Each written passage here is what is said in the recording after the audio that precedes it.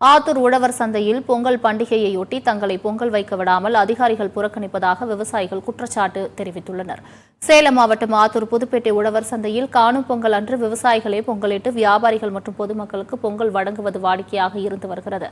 இந்நிலையில் இந்த ஆண்டு உழவர் சந்தையில் உள்ள அதிகாரிகள் கடையில் பொங்கலை ஆர்டர் செய்து வியாபாரிகளுக்கு வழங்கியதாக கூறப்படுகிறது. இதனால் அதிர்ச்சி அடைந்துள்ள விவசாயிகள் தங்களை புறக்கணித்து தன்னிச்சையாக செயல்படும் உழவர் சந்தை அதிகாரிகள் மீது நடவடிக்கை எடுக்க வேண்டும் என கோரிக்கை விடுத்துள்ளனர். ஆத்தூர் உழவர் சந்தையில் பார்த்தீங்கன்னா 400 விவசாயிங்க டெய்லியும் வந்துட்டு இருக்காங்க. விவசாயிகள் கலந்து பொங்கல் விழாவை சிறப்பாக வருஷம் கொண்டாடிட்டு இருக்கோம். இந்த பொங்கல் பானை வச்சு தான் சிறப்பாக கொண்டாடுவோம். இந்த வருஷம் பார்த்தீங்கன்னா ஹோட்டலில் ஆர்டர் பண்ணி கொண்டாந்து இங்கே வச்சு பூஜை பண்ணிட்டு இருக்காங்க. அதுலேயும் பார்த்தீங்கன்னா கலந்துக்கிட்டவங்க சுமார் ஒரு 4 பேர் 5 பேர் மட்டும்தான் சார் கலந்துக்கிட்டாங்க. விவசாயிகள் எல்லாமே கேவலப்படுத்துற அளவுக்கு நடந்துட்டு வராங்க சார். இது எங்களுக்கு மனசுக்கு ஏத்துக்கலைங்க. மனசு ரொம்ப வருத்தப்படுறோம். போன வருஷம் நான் தாங்க பொங்கல் வச்சேன். இந்த வருஷம் அவங்களே ஹோட்டல்ல சாப்பாடு செஞ்சு பொங்கல் வச்சு ஒரு 4 பேத்துக்கு கொடுத்துட்டு அவங்களே விவசாயத்தை யாரையும் கூப்பிடலங்க. எங்களை அவமானம் பண்ண மாதிரி பண்றாங்க.